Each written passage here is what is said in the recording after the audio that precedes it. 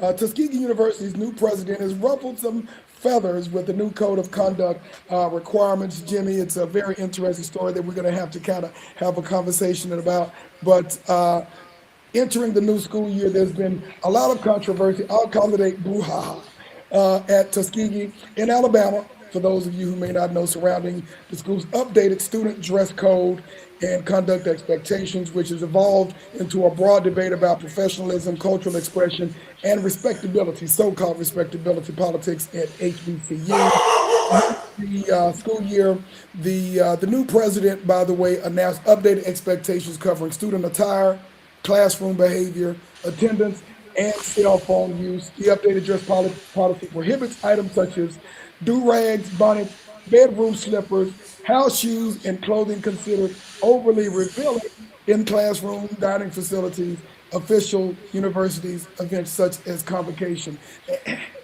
I won't go into a lot of the details of this, Jimmy, but it has become a national debate and very interesting to me because I'm not thinking this was really. Tom, what's the debate? I mean, this is like the fair, country fair down in Houston we covered about 6 months ago. They had to put in a dress code. What are these kids? The reason you put in a dress code, obviously, because kids are abusing their freedom to walk around, and Tom, it makes a difference. My high school, which I'm not going to mention, in New Orleans, when I went to school down there before I went to West Texas, had a dress code. You had to wear shoes, dress shoes. For me, it was penny loafers. But you had to wear shoes. No tennis shoes were allowed. You had to wear slacks, no jeans. You had to wear a button-up shirt, no polo shirts, no spec shirts, no t-shirts. And on Friday, you had to wear a jacket.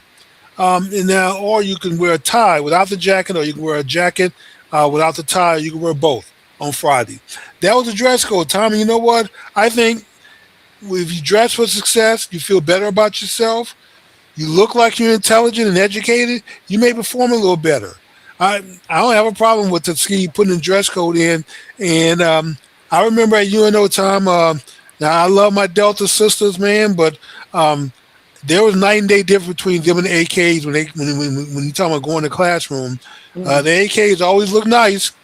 Some of them Deltas will go out with tennis shoes, with rollers in their hair and scarves, and look like they just woke up and just ran to our class, man. So Oh, um, now tell me they so, Jimmy. Tell me they so. it was so, Tom.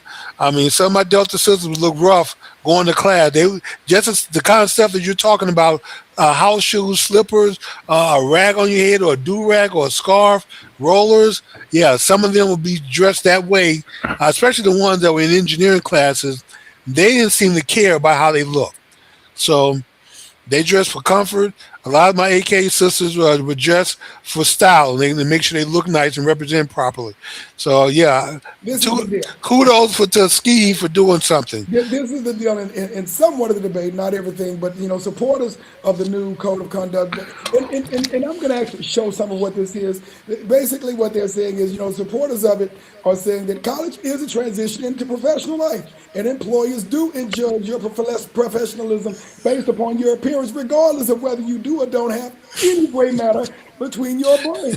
And so That's basically, true. they're preparing you for the next step. Now, critics, on the other hand, are arguing that bonnets and do-rags are not just a fashion choice. They're used for hair protection and maintenance, and rules unfairly associated black hairstyles and accessories with being unprofessional. And students should be based upon their academic performance, not their clothing. Now, I'm going to share a little bit of what has been stated or what was written by the university president, just so folks can kind of see what was on here, and you make your choice. We're excited to welcome you to Tuskegee University. Tuskegee has entered into a renaissance era of transformation and renewal. They are now they're expecting a 32-year high in new student enrollment. Tuskegee is focused on challenging you academically with resources. You're required to find internships in your area of interest, identify certifications, etc., and getting yourself prepared for the next step. You must also visit the University Career Center. It is there that you will be able to connect with potential employers, internships, etc. We'll keep moving on this. Tuskegee students now have a dress code for public and professional places. The student handbook requires students to arrive on campus with a business suit and proper shoes for a business meeting. Students are prohibited from wearing revealing clothes to class, to cafeteria, or in official settings like convocation. They are also not able to wear bedroom shoes, bonnets, or do rags to class or the cafeteria. Faculty will be empowered to respond to students who are inappropriately dressed based upon these guidelines. Faculty will also be able to respond to a different classroom challenge. Cell phones. Unless directed by the professor, students are no longer allowed to use their cell phones while in class.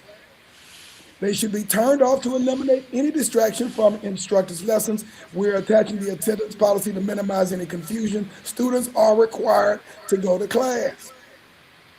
The goal here is not meant to restrict you from enjoying the Tuskegee experience, but to prepare you with a solid foundation for the workforce you will enter once you leave Tuskegee. Employers are less forgiving, and too often presentation may overrule stellar preparation. Tuskegee University continues to prepare the best and the brightest for a lifetime of success.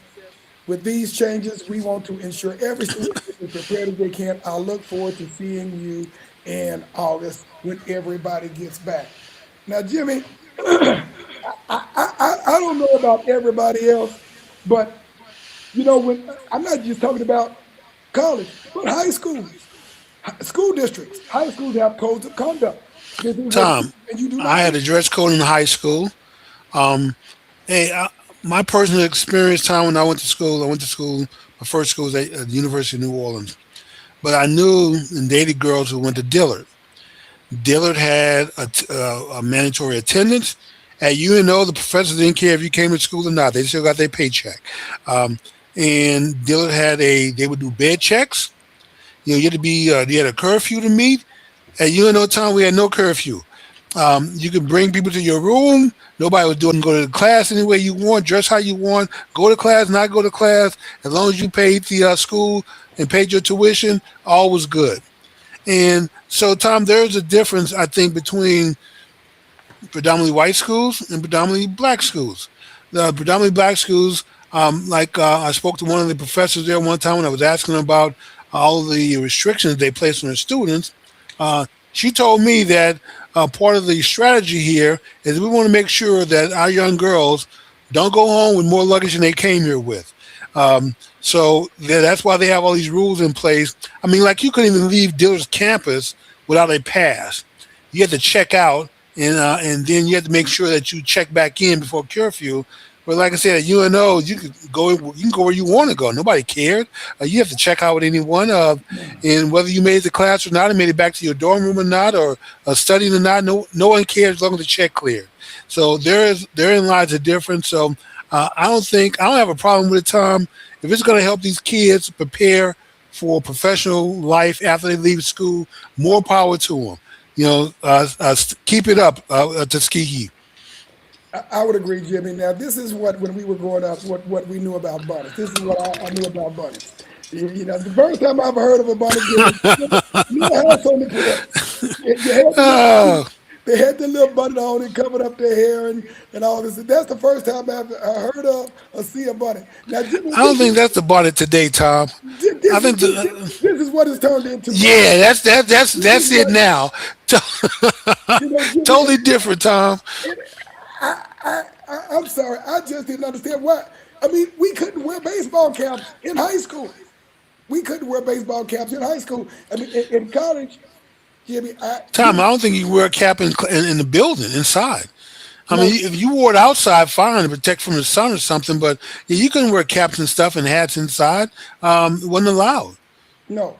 This is the end. At the end of the day, Jimmy, unless you are going to be working for yourself and or setting all the rules because you are an entrepreneur of sorts, which a lot of people are these days. The vast majority of folks are going to college to work for someone else in a corporate environment, whether it's public or private, whether it's government or working for NVIDIA or whomever it happens to be. Right. And guess what? They set the rules and the guidelines. And unless you are Yes, working they do. from home, remote, unless you are working in a non-customer facing environment, if you're going to an office, they have a set of guidelines that you're going to have to go by and dress by. And unless you are an extremely valuable coder who can just pretty much come and go as you please, Jimmy, you're going to have to operate with the code of conduct in terms of your behavior and your dress. Otherwise, you know what? Stay at home because at Stay the at end, home. because at the end of the day, I I think among the HBCUs, Tuskegee is likely not the most expensive, but I think you're talking about a $50,000 clip almost to go to Tuskegee. You don't go there paying 50 grand a year to look raggedy. You go there to take care of business so you can get to Right. the next level. And Tom, I don't know any of those kids dressed like that that I would hire. Um, I've had employees. My wife has had a business where she had to hire people. I don't think she would hire any of them. I don't think anybody on our chat line would be reaching out to hire someone dressed like that. You certainly couldn't come to work that way with a do rag and scarves and stuff on you. You know, no, Tom, that wouldn't be allowed. And if you can't comply, unfortunately, I know that word takes on a negative connotation.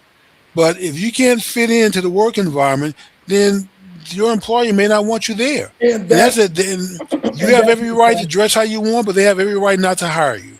and that's the entire point that Jimmy is trying to make that I would agree with. Unless you are setting the rules, then you are going to have to comply. And it's the same thing with this school. Now, again, they're only saying not in the classrooms, not in the cafeteria. You can do anything you want in your dorm room or wherever the case is, but they The said, libraries, walking around campus, yeah, dress as comfortable as you want. But in the classroom, yeah, there's nothing wrong with asking for a little professionalism, Tom. right. And Jimmy, the other thing that we're talking about, the reason we're in this position is because, on the most part, black folks are working for other folks, not vice versa. Now, when when Black America is employing 20%, 40%, 60% of their own, then we can have a different conversation. But guess what percent of black folks are employing black folk today? Less than 5%. And probably lower than that. It's Tom, I think we've covered this. It's been a couple of years since we actually did a business show. I think the last time we did one, I think officially there were 2.5 million black businesses across America with zero black employees hardly. I mean, statistically it's zero when you look how many actually work there. But Tom, if each one of those black businesses could hire two black people, you would have zero unemployment in the black community. Right. But I think it was, I think 85% or plus of them were just individual employers. And the Yeah, reality of it is they there were don't, no employees, just a one man shop, a one woman shop for the most part. and I get it, don't have access to capital. Guess what? Banks aren't owned by you, so you're not going to get access to capital until you are building your own banking institutions that And, can and scale. Yeah, so until we're able to hire more of our own people, Tom, then you're gonna have to jump through the hoop that other people want you to jump through. Right. If you want their money to support your quality of life that you want to achieve, then you're gonna have to play the game by their rules. It may not be fair. I know a lot It of is. people out there, young kids, saying it's not fair, and maybe it's not. Right. Or or It or isn't fair, like but it isn't fair, but it's not supposed to be fair. You know what's fair? When you control the businesses, you control the industries, you control the institutions, and you have the power to set the rules. That's when it's fair to you.